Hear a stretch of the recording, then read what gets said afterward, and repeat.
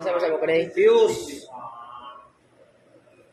BDR, voltage dependent resistor, AC filter capacitor, filter choke, DC filter,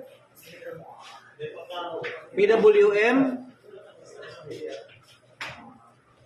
SMPS transformer,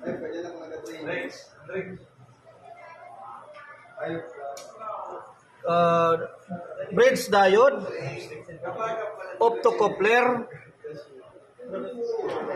SMPS transformer, output. Then we have processor, crystal capacitor, memory, tuning circuit or tuner, USB, connector for backlight, this one.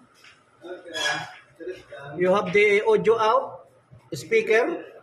We have the VGA, HDMI, RCA video input, this one.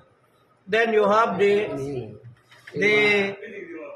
infrared receiver for remote control, speaker, back cover, backlight, polarizer, insulator, back cover, LCD frame lock, LCD, then T connector.